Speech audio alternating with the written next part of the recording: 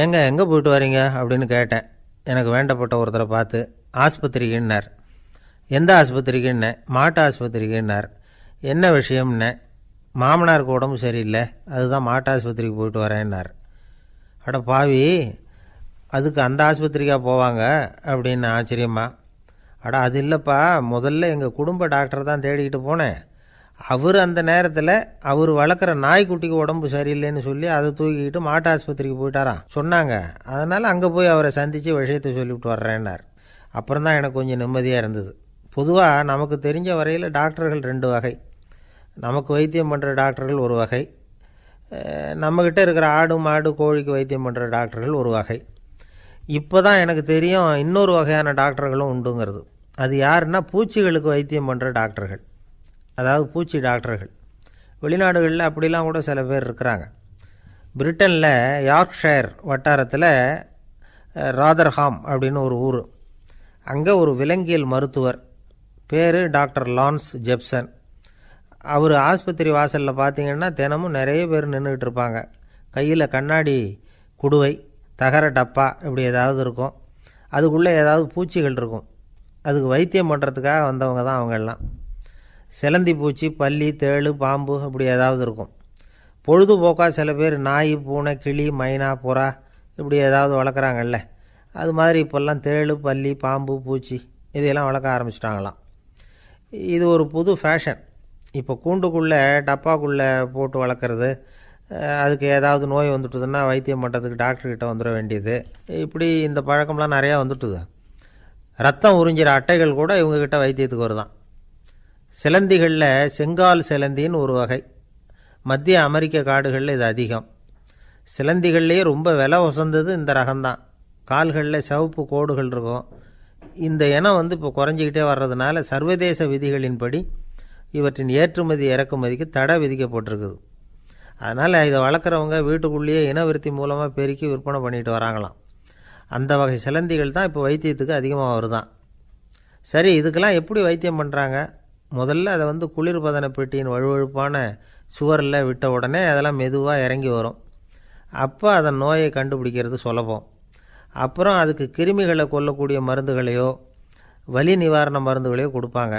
கால் உடஞ்ச சிலந்திகளுக்கு பசையை கொண்டு ஆப்ரேஷன் பண்ணுவாங்க. சில சிலந்திகளுக்கு உடஞ்ச காலை எடுத்துட்டா புதிய கால் வளர்ந்துடும். சிலந்திகளை மனிதர்கள் கையில் எடுக்கிறப்போ அது பயந்து போய் கீழே குதிக்குது. அதனால் கால் உடஞ்சி விடுது, இல்லைன்னா வயிறு சேதமடையுது. அந்த நிலைமையில் வர்ற சிலந்திகளுக்கு மயக்க மருந்து கொடுத்து ஆப்ரேஷன்லாம் கூட பண்ணுறாங்களாம். பார்த்தீங்களா பூச்சிகளுக்கு வந்த வாழ்வே. நம்ம ஊர்லேயும் வீடுகளில் பூச்சிகள் வளர்க்குறது உண்டு. ஒருத்தர் வந்தார், எனக்கு 3000 கரப்பாம்பூச்சி அவசரமாக தேவைப்படுது, எங்கே கிடைக்கும்னு கேட்டார். கரப்பாம்பூச்சியா, அது என்னத்துக்குன்னு கேட்டோம். அது வேறு ஒன்றும் இல்லை, நான் குடியிருக்கிற வாடகை வீட்டை காலி பண்ண போகிறேன். வீட்டு சொந்தக்காரர் என்ன சொல்கிறாருன்னா, இந்த வீட்டுக்கு நான் குடி வந்தப்போ எப்படி இருந்ததோ அதே நிலைமையில் விட்டுட்டு போகணும்னு வீட்டுக்காரர் சொல்லியிருக்கிறார், அதனால தான் கேட்டேன் அப்படின்னார். ஒரு தந்தை தன்னோட பிள்ளைய ரொம்ப தைரியசாலியாக வளர்க்கணும்னு ஆசைப்பட்டார். அதுக்காக அவனை கூப்பிட்டு உட்கார வச்சு இப்படி உபதேசம் பண்ணார். இதை பாருப்பா, நான் உன்னாட்டம் இருக்கிறப்போலாம் எதுக்கும் பயப்பட மாட்டேன், ரொம்ப துணிச்சலாக இருப்பேன். ஒரு நாள் ஒரு அப்பாவி எலியை ஒரு பூனை துரத்திட்டு ஓடிச்சு. நான் உடனே என்ன செஞ்சேன் தெரியுமா? அந்த பூனையை பிடிச்சேன், அது வாலில் ஒரு பட்டாசு சரத்தை கட்டினேன், கொளுத்தி விட்டேன். படபடன்னு வெடிக்க ஆரம்பிச்சுட்டுது. அது துள்ளிக்கிட்டு அங்கேயும் இங்கேயும் ஓடி இருக்கு பாரு ஓட்டம், ரொம்ப தமாஷு அப்படின்னார் அப்பா. இப்படி சொல்லிவிட்டு பையனை பார்த்து, இதை கேட்குறதுக்கு உனக்கும் துணிச்சல் வருதா? நான் என்னுடைய செயலை நீ கேட்குறப்போ உனக்கு துணிச்சல் வருதா அப்படின்னு கேட்டார். வருதுன்னா பையன். எப்படின்னா அப்படிங்கிற விவரத்தையும் சொன்னான் அவன். அதாவது எலியை விரட்டினத்துக்காக பூனை வாலில் பட்டாசு கொளுத்துனீங்க நீங்கள், பூனையை விரட்டினத்துக்காக உங்கள் கழுத்தில் பட்டாசு சரத்தை மாட்டினா என்னென்னு தோணுது எனக்கு அப்படின்னா பையன். பையனோட துணிச்சல் அப்பாவே நடுங்க வச்சுட்டுது. அது சரி, ஒரு அப்பா பிள்ளைக்கு இப்படியா உபதேசம் பண்ணுறது? எல்லாருக்கிட்டையும் அன்பாக பழகிறது எப்படி அப்படின்னு சொல்லி கொடுக்கணும். பிஞ்சு உள்ளங்களில் நஞ்சை தூவலாமா? ஒரு நாள் விநாயகர் ஒரு பூனையோடு விளையாடிக்கிட்டு இருந்தாராம். அப்படி ஆசையாக விளையாடிக்கிட்டு இருந்தப்போ அவரோட கை நகம் தவறுதெல்லாம் பூனையோட முகத்தில் பட்டுட்டு தான். அது ஒரு சின்ன கீரலை உண்டாகி விட்டுது. அப்பா அவர் அதை ஒரு பெருசாக நினைக்கல. கொஞ்ச நேரத்துக்கு அப்புறம் விநாயகர் வீட்டுக்கு வந்தார். அவங்க அம்மா பார்வதி தேவியை பார்த்தார். பார்வதி தேவி கன்னத்தில் விரலால் கீறினது மாதிரி ஒரு அடையாளம் இருந்தது. விநாயகருக்கு அதிர்ச்சி, ஆச்சரியம்.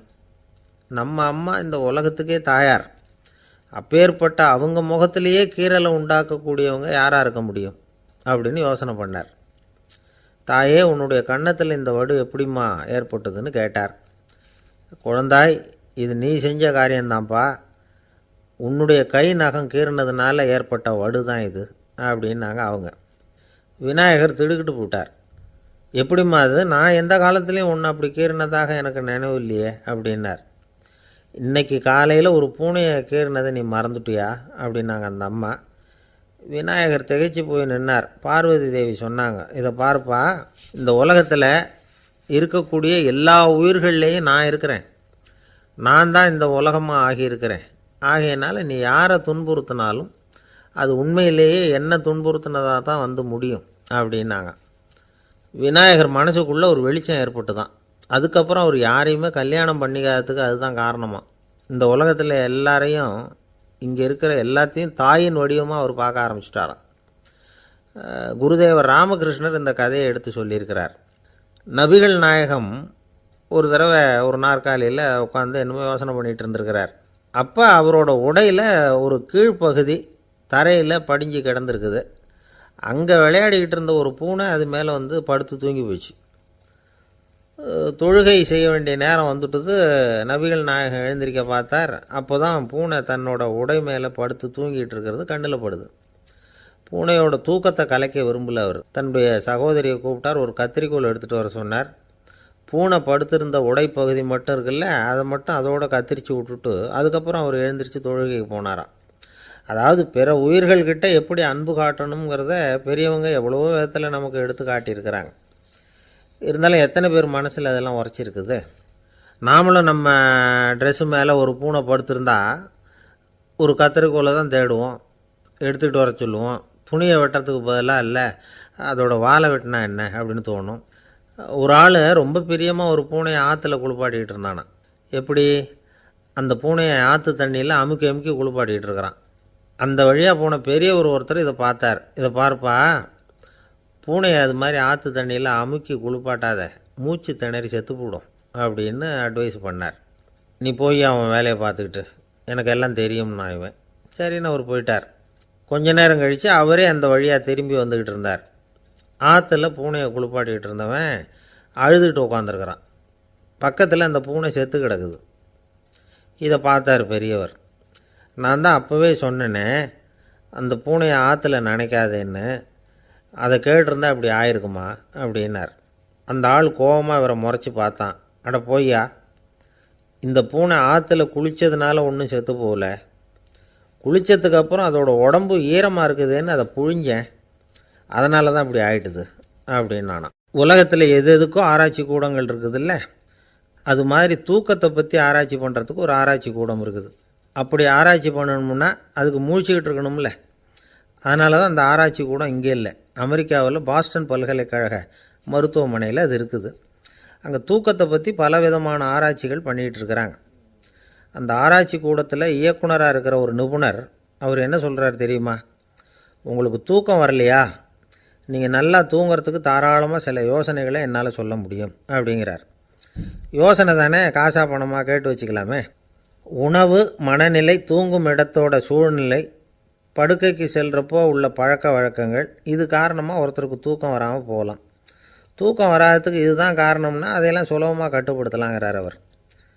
தூக்கத்தை வரவழைக்கக்கூடிய ஒரு நல்ல மருந்து உடற்பயிற்சி. ஆனால் ஒன்று, படுக்க போகிற நேரத்தில் இது மாதிரி உடற்பயிற்சிகள் எல்லாம் செய்யக்கூடாது. கொஞ்சம் முன்னாடி பகல்லையே இந்த பயிற்சிகளை செய்கிறது நல்லது. தூக்கம் வராமல் அவதிப்படுறவங்க பிற்பகல் நேரங்களில் காஃபி, டீ இது மாதிரி பானங்களை சாப்பிடக்கூடாது. மது அருந்துறது கூட தூக்கத்தை பாதிக்கும். வெது வெதுப்பான நீரில் குளிக்கிறது, தியானத்தில் ஈடுபடுறது, ஓய்வாக இருக்கிறது, படுக்கிறது, அதாவது படுக்கிறதுக்கு முன்னாடி ஒரு குவளை பால் சாப்பிட்றது, இதெல்லாம் தூக்கத்தை வரவழைக்கிறது ரொம்ப உதவியாக இருக்கும். இன்னொரு விஷயம் என்னென்னா, தூங்கி ஆகணுமேங்கிற கவலை வேண்டியதில்லை. அப்படி நினச்சி கவலைப்படுறதை விட்டுடணும். தூக்கம் வரலையா, உடனே படுக்கையை விட்டு எழுந்திருக்க வேண்டியது. வெளியில் வாங்க, வேறு ஏதாவது வேலையில் ஈடுபடுங்க, கொஞ்சம் நேரம் உலாவுங்க, அல்லது ஏதாவது ஒரு புஸ்தகத்தை எடுத்து படிங்க. களைப்பு ஏற்பட்டால் மறுபடியும் படுக்கைக்கு போங்க, தூக்கம் தானாக வந்துடும். ஒரு விஷயத்தை மட்டும் நல்லா ஞாபகத்தில் வச்சுக்கணும். படுக்கைக்கு போகிறப்போ உங்கள் மற்ற எல்லா பிரச்சனைகளையும் மறந்துடணும். அது எப்படி சார் முடியும், அந்த நேரம் தானே எல்லா பிரச்சனையும் வரிசையாக ஞாபகத்துக்கு வருது அப்படின்னு நாம் நினைக்கலாம். ஆனால் பழக்கத்தில் அதை நாம் மாற்றிக்க முடியும். கொஞ்சம் முயற்சி பண்ணணும், அவ்வளோதான். இது எல்லாமே ஆராய்ச்சி பண்ணி பார்த்துட்டு அந்த நிபுணர் சொல்கிற கருத்து தான். இன்னொரு விஷயமும் அவர் சொல்கிறார். அது என்னென்னா, உடல் கோளாறு காரணமாக தூக்கம் வராமல் அவதிப்படுறவங்களுக்கெல்லாம் இந்த யோசனைகள் சரியாக வராது அப்படிங்கிறார். அதுக்கெல்லாம் மருத்துவ சிகிச்சை கொடுத்து தான் சரி பண்ணணும். சில பேருக்கு நடு ராத்திரியில் மூச்சு திணறல் ஏற்பட்டு தூக்கம் வராமல் போயிடும்.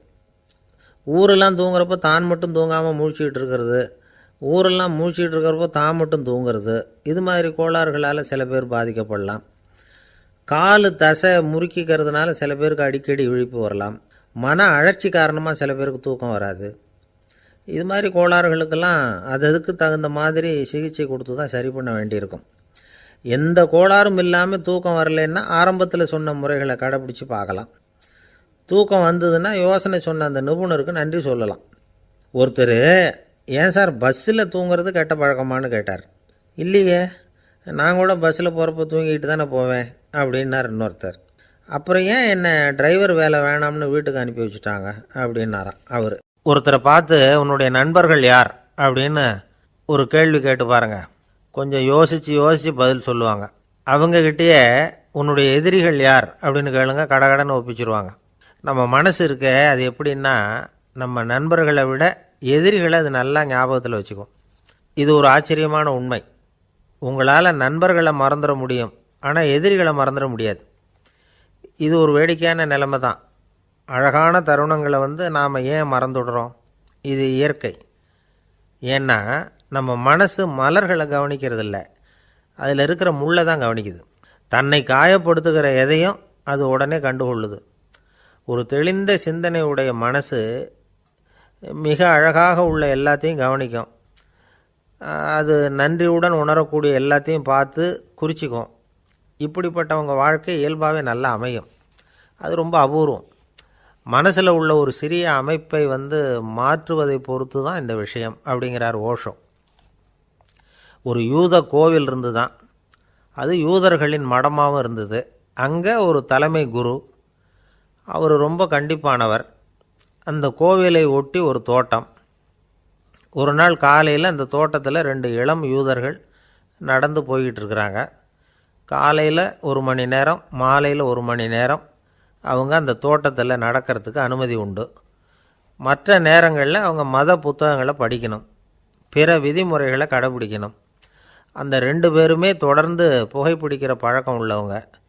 ஆனால் கோவில் மடத்தில் இருக்கிறப்போ அவங்க புகைப்பிடிக்க முடியாது, அது கடுமையான குற்றம். சரி, நாம் தோட்டத்தில் இருக்கிறப்போவாவது புகைப்பிடிக்கலாமா அப்படின்னு ஒரு ஆசை அவங்க 2 பேருக்குமே. இருந்தாலும் பயம். இப்படி கேட்டால் மதகுரு என்ன சொல்லுவாரோ அல்லது என்ன செய்வாரோங்கிற பயம். இப்படியே கொஞ்ச நாள் ஆச்சு. ஒரு நாள் அந்த 2 பேரில் ஒருத்தன் ரொம்ப கலங்கி போய் அந்த கோவிலிருந்து வெளியில் ஆனான். ஒரு ஆள் ராமகிருஷ்ணரை தேடி வந்தான். அவன் கையில் 1000 பொற்காசுகள் வச்சுருந்தான். அதை அவர்கிட்ட கொடுத்து இதை ஏற்றுக்கணும் அப்படின்னு ரொம்ப பணிவாக கேட்டுக்கிட்டான். அவர் பார்த்தார், இது எனக்கு தேவையில்லை, ஆனாலும் உன்னுடைய மனசை புண்படுத்துறதுக்கு நான் விரும்பலை, அதனால் நீ கொடுக்குறத வாங்கிக்கிறேன்னார்.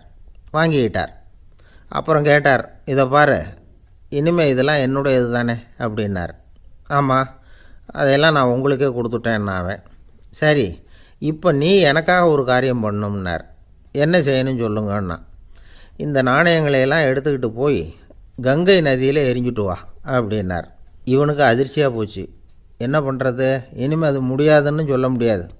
ஏன்னா அந்த நாணயங்களையெல்லாம் அவருக்கே கொடுத்துட்டான். இனிமேல் அதெல்லாம் இவனுடையது இல்லை. பேசாமல் அவ்வளோவே அள்ளிக்கிட்டு ஆத்தங்கரைக்கு போனான். போனவன் ரொம்ப நேரம் திரும்பியே வரல. ராமகிருஷ்ணருக்கு சந்தேகம், என்ன ஆச்சு அந்த மனுஷனுக்கு? காசுகளோடு அந்த கங்கையில் குதிச்சுட்டானா? போகும்பொழுதே ஒரு மாதிரியாக தான் போனான், போய் என்னன்னு பார்த்துட்டு வாங்க அப்படின்னார். அங்கே இருந்த ஒருத்தர் ஓடி போய் பார்த்தார். அவர் போய் பார்க்கும்பொழுது அவன் அங்கேயே இருந்தான். அதுக்கப்புறம் அவர் திரும்பி வந்தார். வந்து விவரத்தை சொன்னார். அதாவது அவன் கங்கை கரையில் உட்காந்துக்கிட்டு ஒவ்வொரு நாணயமாக 1 2ன்னு எண்ணி எண்ணி வீசிக்கிட்டு இருக்கிறான்.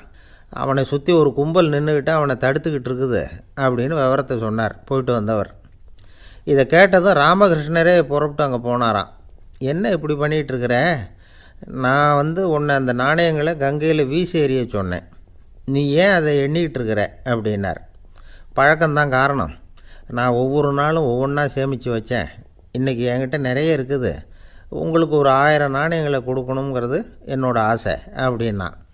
இப்போ ராமகிருஷ்ணர் சொன்னார், ஒரே நேரத்தில் எல்லாத்தையும் சம்பாதிச்சிருந்தா நீ எண்ணுறது பொருத்தமாக இருக்கும்.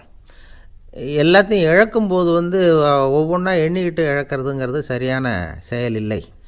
அதனால் ஒரே தடவையாக எல்லாத்தையும் தூக்கி எறிஞ்சிடும் அப்படின்னார். இது இழப்பது அப்படிங்கிற ஒரு உயர்ந்த நிலை. இதை நாம் யதார்த்த வாழ்க்கையில் சம்மந்தப்படுத்தி பார்த்து குழப்பிக்கிட்டு இருக்கக்கூடாது. இழக்கிறேன்னு சொல்லிக்கிட்டு இருக்கிற காசையெல்லாம் ஆற்றுலையும் குளத்துலையும் கொண்டு போய் எறிஞ்சிட்டு வாங்க அப்படின்னு உபதேசம் பண்ணுறதாக யாரும் நினச்சிடக்கூடாது. இதில் நாம் புரிஞ்சிக்க வேண்டியது என்னென்னா, எதையாவது ஒன்றை இன்னொருத்தருக்கு கொடுக்கணும் அப்படின்னு விருப்பப்பட்டால் அதை மனப்பூர்வமாக கொடுத்துட்டு அதையே நினச்சிக்கிட்டு இருக்கக்கூடாது. நம்மால் ஒருத்தர் ஒரு 100 ரூபா நோட்டை தன்னுடைய நண்பர் ஒருத்தர்கிட்ட கொடுத்து, இது உனக்கு தான் வச்சுக்கோ அப்படின்னார். அவர் பார்த்தார், இது இனிமேல் எனக்கு தானே சொந்தம் அப்படின்னார். ஆமான்னார் அவர். அப்படின்னா எனக்காக நீ ஒரு உதவி செய்யணும்னார். சொல்லுங்கள் செய்கிறேன்னார் அவர். இந்த 100 ரூபா நோட்டை தீ வச்சு கொளுத்தி விடுன்னார். இவர் அதிர்ச்சியாகி அவரை பார்த்தார். இப்போ அவர் சொன்னார், நீ எனக்கு அன்பாக கொடுத்தது இது, இந்த நோட்டு கள்ள நோட்டுங்கிறது எனக்கு முன்னாடியே தெரியும், சீக்கிரம் கொளுத்தி விடு, அதுதான் நம்ம 2 பேருக்குமே நல்லது அப்படின்னாராம் அவர். வயிறு பசிக்குதேங்கிறது சிலரோட கவலை, வயிறு பசிக்க மாட்டேங்குதே அப்படிங்கிறது சில பேரோட கவலை. 2 விதமான கவலைக்கும் வயிறு தான் காரணமாக இருக்குது. வயிறு பசிச்சதுன்னா அது இயற்கை, வயிறு பசிக்கலைன்னா அது வியாதி. ஆனால் பசியையும் நாம் பசிப்பிணி அப்படின்னு தான் சொல்லுவோம். என்ன காரணம்? வியாதியை போக்க வேண்டியது எவ்வளவு முக்கியமோ அதை விட முக்கியம் பசியை போக்க வேண்டியது. ஒரு சமுதாயத்தில் பசிப்பிணியே இருக்கக்கூடாது, அதுதான் நல்ல சமுதாயம். பசியை போக்கணும்னா சாப்பாடு போடணும், பசியின்மையை போகணும்னா வைத்தியம்தான் பண்ணணும். இது சம்பந்தமாக எவ்வளவோ ஆராய்ச்சிகள் நடக்குது, நிறைய மருந்து கண்டுபிடிச்சிருக்கிறாங்க. நம்ம உடம்பில் பசியை தூண்டக்கூடிய பகுதி எது, இதை முதல்ல தெரிஞ்சுக்கணும் இல்லையா? நாம் சாப்பிட்ற ஆகாரம் செரிக்கிறதுக்கு எது காரணம் தெரியுமா? நம்ம மூளையோட பின்பகுதி தான் அதுக்கு காரணமாக இருக்குதாம். மூளையின் பின்பகுதியில் நரம்பு செல்களால் ஆன 2 வகையான ஆரக்சின்கள் தான் பசியை உண்டாக்குது அப்படின்னு கண்டுபிடிச்சிருக்கிறாங்க. 2 ஆய்வாளர்கள் இதை கண்டுபிடிச்சிருக்காங்க. அவங்க 2 பேரும் டெக்சாஸ் பல்கலைக்கழகத்தில் ஹார்வர்டு ஹக்ஸ் மருத்துவ கல்வி நிலையத்தில் பணிபுரிகிறவங்களாம். உண்பது தேவைங்கிறது உணரப்படும் போது மூளையின் அந்த குறிப்பிட்ட பகுதி ஆரக்சின் அப்படிங்கிற ஹார்மோன்களை சுரக்கும். அது பசி உணர்வை தூண்டும் அப்படிங்கிறது தான் அந்த ஆய்வாளர்களின் கண்டுபிடிப்பு. இந்த ஆரக்சின் வேறு சில உயிரினங்கள்லேயும் உண்டு. இப்போ எலிகளில் கூட இது இருக்குது. அதனால் எலிகளை வச்சு இது சம்மந்தமாக ஆராய்ச்சி பண்ணாங்க. எலிகள் உடம்பில் ஆரக்சினை செலுத்தி பார்த்தாங்க. உடனே என்னாச்சு தெரியுமா? அந்த எலியெல்லாம் பசியால் துடிக்க ஆரம்பிச்சுட்டுது. எதையாவது தின்னு பசியை தீர்த்தா போதுங்கிற அளவுக்கு அந்த எலிகள்லாம் அல்லாட ஆரம்பிச்சுட்டுது. இயல்பாக சாதாரணமாக அந்த எலிகள் எவ்வளவு சாப்பிடுமோ அது மாதிரி 8 முதல் 10 மடங்கு அதிகமான ஆகாரத்தை 1 மணி நேரத்துக்குள்ளே சாப்பிட்டு தீர்த்துட்டு தான். சில எலிகளின் மூளையில் இந்த ஆரக்சின் அளவை கட்டுப்படுத்தி பார்த்துருக்குறாங்க. உடனே என்னாச்சு தெரியுமா? அதெல்லாம் சாப்பாட்டை கண்டா முகத்தை திருப்பிட்டு போக ஆரம்பிச்சுட்டு தான். அந்த எலிகளுக்கு பசி எடுக்கலையாம். இந்த ஆராய்ச்சியின் அடிப்படையில் பசியை எடுக்காமல் இருக்கிற மனிதர்களுக்கும் பசியை தூண்ட முடியும் அப்படின்னு சொல்லி ஆராய்ச்சியாளர்கள் தெரிவிச்சிருக்கிறாங்க. ஆக ஆரக்சின் தான் பசிக்கு காரணம்ங்கிறது தெரிஞ்சு போச்சு. சரி, இந்த ஆரக்சின் அப்படின்னா என்ன? அது ஒரு கிரேக்க சொல். அதுக்கு பசின்னு அர்த்தம். நம்ம ஆளுங்களுக்கெல்லாம் பசியை தூண்டுறதுக்கு மருந்து தேவையில்லை, பசியை குறைக்கிறதுக்கு தான் மருந்து தேவை. ஒரு அம்மா டாக்டரை தேடி வந்தாங்களாம். டாக்டர், எங்கள் வீட்டுக்காரருக்கு திடீர்னு அகோர பசி, நிறைய சமைச்சு போடுறேன், அவ்வளவையும் சாப்பிட்டுட்டு கீழே கிடக்கிற குப்பை கூலங்களையும் எடுத்து சாப்பிட ஆரம்பிச்சுட்றார், என்னன்னு கவனித்து பாருங்கள் அப்படின்னாங்களாம். எவ்வளோ நாளாக அப்படி இருக்குதுன்னு கேட்டிருக்காரு டாக்டர். 1 வாரமாக அப்படி இருக்குதுன்னாங்களாம். இவ்வளவு நாளாக ஏன் சும்மா இருந்தீங்க? ஆரம்பத்திலே இங்கே அழைச்சிட்டு வர வேண்டியது தானே அப்படின்னாரான் டாக்டர். அது ஒன்றும் இல்லை டாக்டர், வீடு பூரா சுத்தமாகட்டுமேன்னு பார்த்துக்கிட்டு இருந்தேன் அப்படின்னாங்களாம் அந்த அம்மா. அளவுக்கு மிஞ்சினால் அமிர்தமும் நஞ்சு அப்படின்னு சொல்லுவாங்க. அது உண்மைதான். ஒருத்தருக்கு அளவுக்கு மீறிய புகழ் வந்துட்டுதுன்னு வச்சுங்க, அது கூட ஆபத்தாக போயிடுறது உண்டு. பழங்காலத்துல எல்லாம் கிரேக்க தேசத்தில் ஒரு பழக்கம் உண்டாம். அதாவது யாராவது ஒருத்தரை நாடு கடத்தணும்னா அதுக்கு ஒரு வழி உண்டு. அதாவது ஒருத்தரை நாடு கடத்தணும்னு மக்கள் விரும்புகிறாங்கன்னு வச்சுங்களேன், அவர் பேரை ஒரு மண்பாண்ட ஓட்டுச்சில்லில் எழுதி அதை ஒரு குறிப்பிட்ட பொது இடத்துல போட்டுற வேண்டியது, அவ்வளவுதான். இது மாதிரி பல பேர் போட்டுக்கிட்டே இருப்பாங்க, எல்லாம் அப்படியே குவிஞ்சு போயிடும். அந்த ஓட்டாஞ்சில்லு குவியலில் யாருடைய பேர் அதிகமாக இருக்குதோ அந்த நபரை ஒரு 10 ஆண்டுகள் நாடு கடத்தி விடுவாங்க. இது அந்த ஊர் வழக்கமாக. ஒரு நாள் அந்த குவியலுக்கு பக்கத்தில் ஒரு ஆள் நின்றுக்கிட்டு இருக்கிறான். அவன் கையில் ஒரு ஓட்டாஞ்சில்லு வச்சிருக்கிறான். அதில் யாரோட பேரையோ எழுதணும், எழுதி அந்த இடத்துல போடணுங்கிறது அவன் ஆசை. ஆனால் அவன் படிக்காதவன், அதனால் எழுத தெரியல. யாராவது அந்த வழியாக வர்றாங்களான்னு பார்த்துக்கிட்டே நின்றுக்கிட்டு இருந்தான். ஒரு பெரியவர் வந்துக்கிட்டு இருந்தார். அவர்கிட்ட ஓடினான். கையில் இருந்த மண்பாண்ட சில்லை கொடுத்தான். ஐயா, இதில் ஒரு பேர் எழுதி கொடுங்களேன்னா அந்த பெரியவர் அதை வாங்கி கையில் வச்சுக்கிட்டு, என்ன பேர் எழுதணும் சொல்லு அப்படின்னா இவன் சொன்னான், அரிஸ்டைடிஸ் அப்படின்னு எழுதுங்க அப்படின்னா. இதை கேட்டதும் அந்த பெரியவருக்கு அதிர்ச்சி. ஏன்னா அவர் தான் அரிஸ்டைடிஸ், தத்துவ மேதை அரிஸ்டைடிஸ் அவர். இருந்தாலும் நான் தான் அதுங்கிறத காட்டிக்காம அந்த ஆளுகிட்ட கேட்டார். அது சரிப்பா, அரிஸ்டைடிஸ்ங்கிற பேரை எழுத சொல்கிற, அவர் உனக்கு என்ன கெடுதல் பண்ணார், அவர் பேரை இதில் எழுத சொல்கிறியே அப்படின்னு கேட்டிருக்கார். அதுக்கு இவன் சொன்னானா, அவர் எனக்கு எந்த கெடுதலும் பண்ணலை, அவரை நான் பார்த்தது கூட இல்லை அப்படின்ட்டுருக்கான். அப்புறம் எதுக்காக அவரை நாடு கடத்தணும்னு நீ ஆசைப்படுற அப்படின்னு கேட்டிருக்கார். இப்போ அந்த ஆள் சொல்கிறான், அரிஸ்டைடஸை பற்றி எல்லாரும் பேசுகிறாங்க, அவர் ரொம்ப நல்லவர், அவர் ஒரு பெரிய அறிவாளிங்கிறாங்க, அவர் ஒரு பெரிய வள்ளல், பேரறிஞர், இப்படி எல்லாரும் சொல்கிறத கேட்டு கேட்டு எனக்கு ரொம்ப அழுத்து போயிட்டுது, அதனால தான் வெறுப்பாயிட்டேன் அப்படின்னு நானும். இதிலேருந்து என்ன தெரியுது, நாம் நல்லவனாக இருக்கிறதுல ஒன்றும் இடைஞ்சல் இல்லை. ஆனால் நம்மளை நல்லவன் நல்லவன் எல்லாரும் சொல்ல ஆரம்பிச்சிட்டாங்கன்னு வச்சுக்கோங்க, அப்போ இடைஞ்சல் ஆரம்பம்னு அர்த்தம். எதுவுமே அளவுக்கு மிஞ்சி போகாமல் பார்த்துக்க வேண்டியது ரொம்ப அவசியம். அளவுக்கு அதிகமாக ஆசைப்படாதவங்களில் ஆப்ரஹாம் லிங்கனும் ஒருத்தரான். அவர் ஒரு தடவை தன்னுடைய நண்பர்கள்கிட்ட பேசிக்கிட்டு இருந்தாராம். ஒருத்தர் கேட்டிருக்கார், ஒரு மனுஷனுக்கு கால்கள் எவ்வளோ உயரம் இருக்கணும் அப்படின்னு கேட்டாராம். இதுக்கு ஆப்ரஹாம் லிங்கன் சொன்னாராம், அது என்ன, இடுப்புலேருந்து தரையை தொடுற அளவுக்கு உயரம் இருந்தால் போதும் அப்படின்னாராம். எது ரொம்பவும் கஷ்டமான காரியம் அப்படின்னு கேட்டார் ஒருத்தர். ஒருத்தருக்கு ஒருத்தர் சண்டை போடாமல் இருக்கிறது தான் ரொம்ப கஷ்டமான காரியம் அப்படின்னு தோணுது. ஒரு நாட்டுக்கும் இன்னொரு நாட்டுக்கும் சண்டை, நாட்டுக்குள்ளேயே ஒரு குரூப்புக்கும் இன்னொரு குரூப்புக்கும் சண்டை. ஏன் சண்டை போட்டுக்கிறீங்கன்னு கேட்டு பாருங்கள். நாங்கள் சமாதானத்துக்காக தான் சண்டை போட்டுக்கிறோம் அப்படிம்பாங்க. வாழறதுக்காக பிறந்த மனுஷன் லட்சியத்துக்காக உயிரை விட தயார் அப்படின்னு சொல்லிகிட்டு இருப்பான். அப்படி உயிரை விடுறவங்கள நாமளும் பாராட்டுவோம். ஆனால் ஒன்றுமில்லாத விஷயங்களுக்கெல்லாம் சண்டை போடுறவங்களெல்லாம், அப்படிப்பட்டவங்களையும் சரி உயிரை விடுறவங்களையும் சரி என்னென்னு சொல்கிறது, யுத்தங்களாலேயும் சண்டைகளாலேயும் நாம் அடையிறது என்னங்கிறது ஒரு பக்கம் இருக்கட்டும், இழக்கிறது என்ன தெரியுமா, ஏராளமான உயிர்கள். ரத்தம் சிந்துறதுக்கு நான் தயார் அப்படின்னு மார்தட்டி சொல்லலாம். ஆனால் ரத்தம் சிந்தினா உயிர் காத்துக்கிட்டு இருக்க தயார் இல்லை. அதாவது உயிர் நமக்காக காத்துக்கிட்டு இருக்க தயார் இல்லை. இழக்கிற ரத்தத்தை ஈடுகட்டினா தான் உயிரை காப்பாற்ற முடியும். அதனால் இது சம்மந்தமாக ஆராய்ச்சி செய்கிற கட்டாயம் ஏற்பட்டு போச்சு. அதோட விளைவாக புதுசாக ஒன்றை கண்டுபிடிச்சிருக்கிறாங்க. அதுதான் செயற்கை ரத்த பொடி. இப்போ இந்த திடீர் சாம்பார் பொடி, திடீர் ரசப்பொடி, திடீர் காப்பி பொடி இப்படிலாம் சொல்கிறோம்ல, அது மாதிரி இது திடீர் ரத்த பொடி.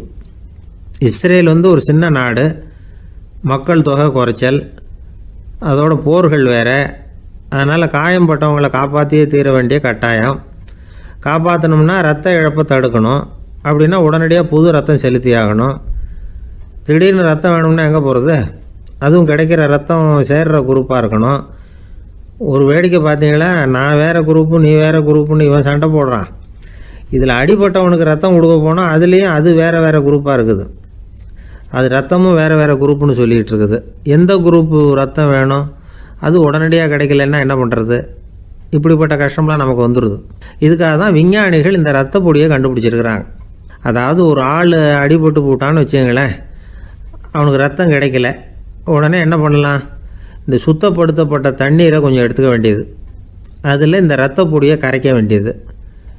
இப்போ இந்த செயற்கை ரத்தம் தயாராகிட்டுது. இதை அந்த ஆள் உடம்புல ஏற்றி விட்ற வேண்டியது. இயற்கையாக நம்ம உடம்பில் இருக்கிற ரத்தம் என்னென்ன வேலை செய்யுதோ அதே வேலையை இதுவும் செய்யும். அதாவது ஆக்சிஜனை உடம்புல எல்லா இடத்துக்கும் எடுத்துகிட்டு போகுது. அந்த வேலையை இந்த செயற்கை ரத்தமும் செஞ்சுருது. ஆனால் ஒரு விஷயம், இந்த செயற்கை ரத்தம் ஒரு அவசரத்துக்கு தான் உபயோகப்படுத்தலாம், ஒரு முதல் உதவி மாதிரி. அதை அப்படியே நிரந்தரமாக விட்டுற முடியாது. பின்னாடி தேவையான குரூப்பு உண்மையான ரத்தம் கிடைச்ச உடனே அதை செலுத்திக்கணும். உண்மையான ரத்தத்தை 20லேருந்து 40 நாள் வரைக்கும் தான் பாதுகாக்க முடியும். அதுவும் குளிர்பதன பெட்டியில். அதுக்குள்ளே உபயோகப்படுத்தலைன்னா அது வீணாக போயிடும். இந்த ரத்த பொடி அப்படி இல்லை, எவ்வளோ நாள் வேணும்னாலும் அப்படியே வச்சுருக்கலாம். குளிர்பதன பெட்டியும் தேவையில்லை. ஆனால் ஒன்று, இது தண்ணியில் கலந்து செயற்கை ரத்தமாக ஆக்கிவிட்டா அதோட வலு 72 மணி நேரம் தான், அதாவது 3 நாள். அதுக்குள்ளே அந்த ஆசாமியை எங்கேயாவது ஆஸ்பத்திரிக்கு தூக்கிட்டு போய் உண்மையான ரத்தத்தை கொடுத்துடணும். சண்டையில் அடிபடுறவங்க, சாலை விபத்தில் அடிபடுறவங்க, இவங்களுக்கெல்லாம் அவசரத்துக்கு கை கொடுத்து உதவுறது இந்த செயற்கை ரத்த பொடி. அதுக்கப்புறம் நாம் கொடுக்குற ரத்தம் தான் அவங்கள காப்பாற்றணும். இன்றைக்கி ரத்தத்தை தானமாக கொடுக்க தயாராக இருக்கிற நல்ல உள்ளங்கள் ஏராளம். எவ்வளவு ஆக்சிடெண்ட்டு, ஆப்ரேஷன், இதில் சம்மந்தப்பட்டவங்களை காப்பாற்றுறது நாம் தானமாக கொடுக்குற ரத்தம் தானே.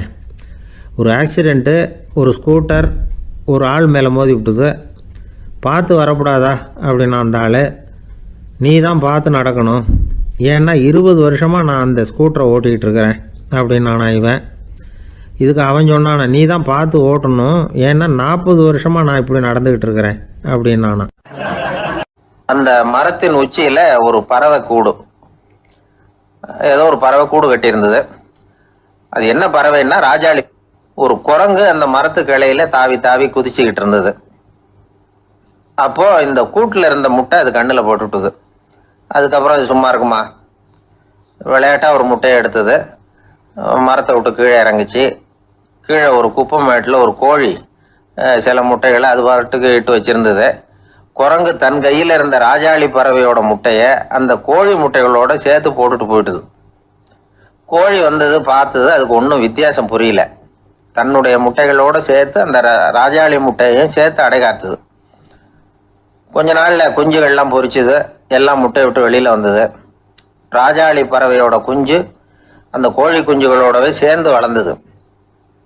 மற்ற கோழி குஞ்சுகள் போலவே இதுவும் குப்பையை கிளறிச்சு புழு பூச்சிகளை சாப்பிட்டுது. காக்கைகள் தாக்கிறதுக்கு வந்ததுன்னா மற்ற கோழி குஞ்சுகள் மாதிரியே இதுவும் பயந்து போய் தாய் கோழியின் சிறகுகளுக்கு உள்ளே ஒளிஞ்சிக்கும். இப்படியே கொஞ்ச காலம் போச்சு. குஞ்சுகள்லாம் வளர்ந்து பெருசாகிட்டுது. சிலது சேவல்களாச்சு, சிலது கோழிகளாச்சு. அந்த ஒன்று மட்டும் ராஜாளி ஆச்சு. ஆனால் ஒரு விஷயம், தான் ஒரு ராஜாளிங்கிறது அந்த பறவைக்கு தெரியாது. தன்னையும் ஒரு கோழின்னே அது நினச்சிக்கிட்டு இருக்கு. அப்படி நினச்சிக்கிட்டு குப்பை மேட்டை கிளறிக்கிட்டு இருக்கு. ஒரு நாள் சாயந்தர நேரம் இந்த ராஜாளி பறவை கீழே அது பாட்டுக்கு வழக்கம் போல் குப்பையை கிளறிக்கிட்டு இருக்குது. அப்போ அண்ணாந்து பார்க்குது. வானத்தில் உயரத்தில் கூட்டமாக ராஜாளி பறவைகள் உல்லாசமாக வட்டம் அடித்து பறந்துக்கிட்டு இருக்கு. அதே இது பார்க்குது. இதுக்கு மனசுக்குள்ளே ஏக்கமாக போச்சான். அப்போது இதுக்கு ஆண்டவன் பேரில் கோபம் வந்துதான். ஆண்டவனுக்கு என் பேரில் ஏன் இந்த ஓர வஞ்சனை, என்னையும் ஒரு ராஜாளியாக படைச்சிருந்தா நானும் கூட இந்நேரம் ஆகாயத்தில் உல்லாசமாக பறந்துக்கிட்டு இருப்பேனே அப்படின்னு நினச்சி வருத்தப்பட்டுதான். இது வேடிக்கையாக இருக்குல்ல. ஒரு வகையில் பார்த்தா நாம் கூட இந்த ராஜாளி பறவை மாதிரி தான் வாழ்ந்துக்கிட்டு இருக்கோம் அப்படிங்கிறார் ஒரு உளவியல் நிபுணர்.